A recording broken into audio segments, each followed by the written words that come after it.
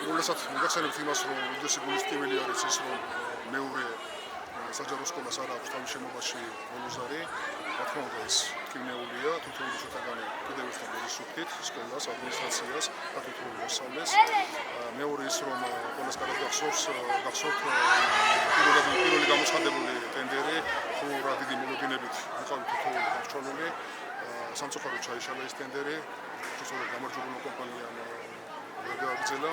მეორე ტენდერი გამოცხადა და სამწუხაროდ ეს მეორე ტენდერი ჩაიშალა და მას შემდეგ კი ვნახეთ რამოდენიმე შესწავლილი და ეხლა გამოცხადა ახალი ტენდერი, რომელიც არის საკმაოდ ხაზი გამოცხადებული, დაწინაურებულია, რომ მაქვს იმედი, რომ ეს ტენდერი არ ჩაიშლება, შედგება და საბოლოოდ მშენებელი იქნება ისეული კეთილსინდისიანი კომპანია, რომელიც მოგვითხრობს ხელს და ასრულებს საგებებო რაც შეეხება პრესკეფას.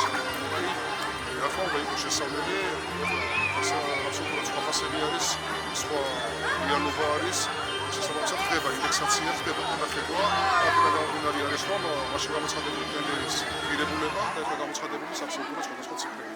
ჩვენი ხელისუფლების მიდგომა არის ეს, რომ იყოს ისეთი ინდექსაციით, ისეთი ღირებულებით შეფასებული, რათა პირველ რიგში შედგეს ტენდერი და ამავდროულად ბიზნესისთვის, კომპანიისთვის, რომელიც იქნება მშენებელი, იმისთვის იყოს მინგები.